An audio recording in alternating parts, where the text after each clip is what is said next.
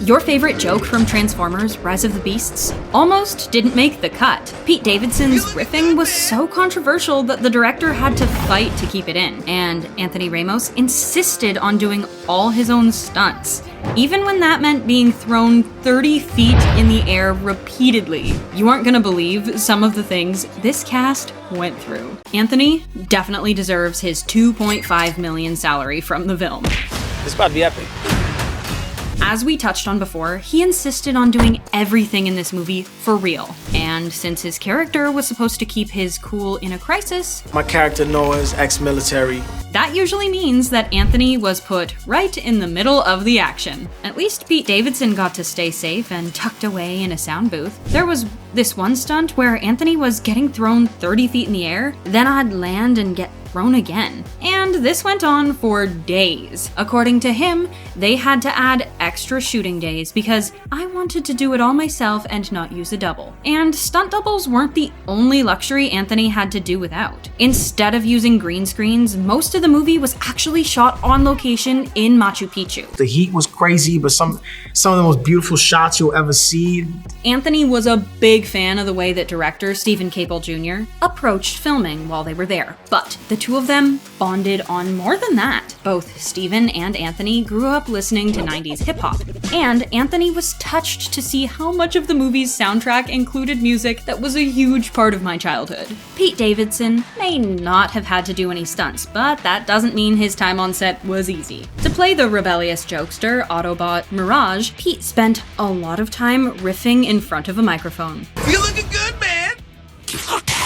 There you go, now we're friends. His improv would often leave Steve rolling on the floor with laughter.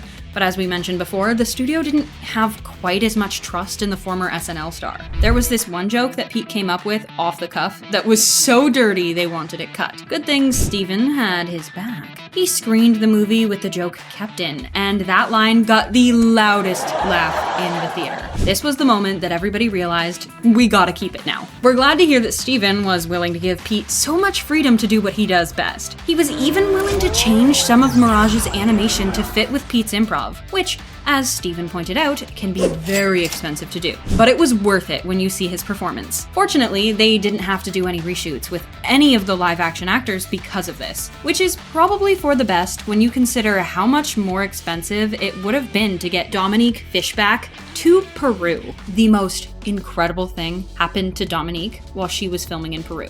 So for a bit of backstory. And during the ceremony, a butterfly, and I'm very connected to butterflies, remind me of my grandmother. And upon arriving in Peru, they had a shaman bless the set for being on sacred land. During the ceremony, a butterfly landed in the middle of the circle, and it stayed there the entire time. Afterwards, Dominique laid on the grass with the butterfly, and it almost felt like she was communicating with it. This was such a special moment for Dominique, it almost makes up for all the terrifying stunts she had to do afterwards. There was even a few times where certain stunts went wrong, like the time that Dominique fell from a cliff. Good thing she had a harness and a guy to catch her, but not everyone was so lucky. At one point, Dominique was supposed to stop Anthony from falling backwards, and he slipped through her fingers and fell. She says it wasn't a high fall, but a fall nonetheless. But even when you have a harness on, Dominique says they're very uncomfortable. Still, she wanted to do as many of her own stunts as she could to really earn that $1.5 million salary. She's as much of a superhero as Liza Koshy. Dominique said the whole experience was fun, but a lot of work too. But if you want all that fun without the work, all you have to do is click that subscribe button. This is a new chapter in Liza's life. She provides the voiceover for Autobot Arcee, and Liza really needed to channel the strength of such a fearsome motorcycle. Are you a fan of cycling? Liza took it up for the role using a stationary bike, and she's truly fallen in love with it. As she put it, I started working out for this role so I could feel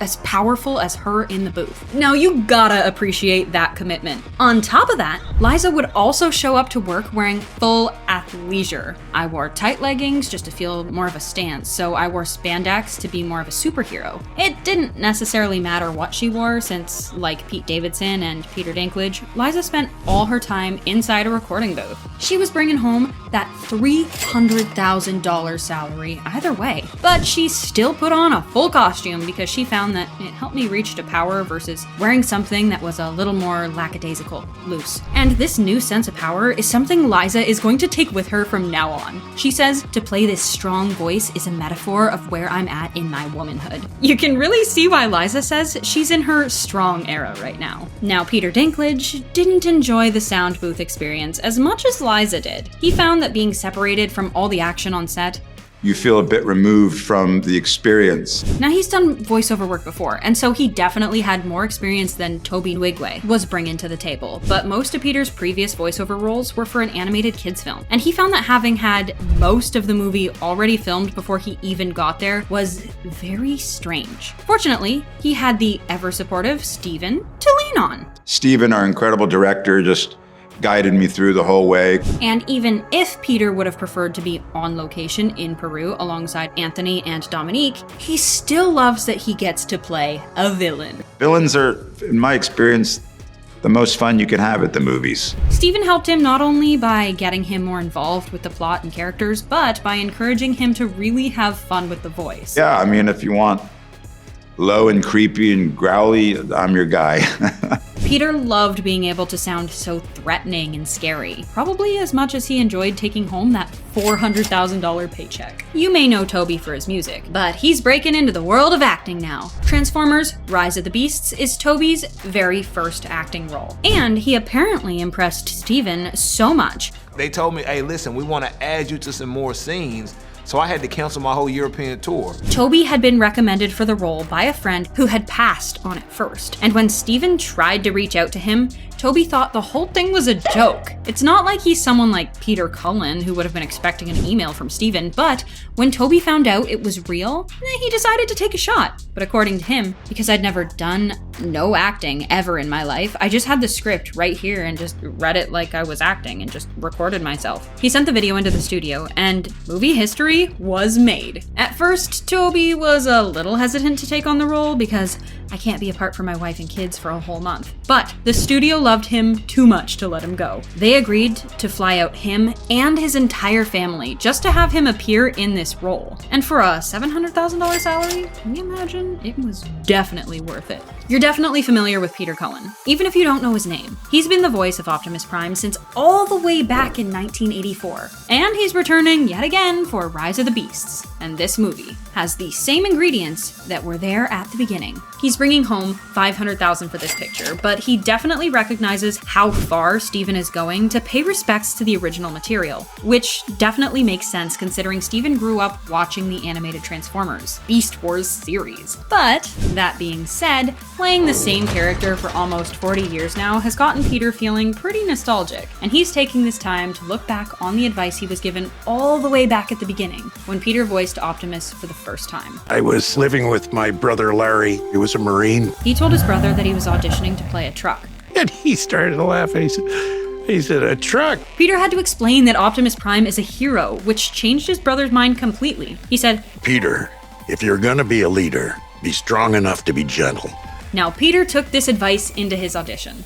My name is Optimus Prime from the planet Cybertron. And changed the face of the franchise forever. So whether they were dangling from a bridge or performing for the very first time, you can see just how much this cast had to go through. Which one of these behind the scenes details were you the most surprised by? And do you have any thoughts on the Rise of the Beasts movie? Now, we'd love to hear what you think, so don't forget to let us know down in the comment section.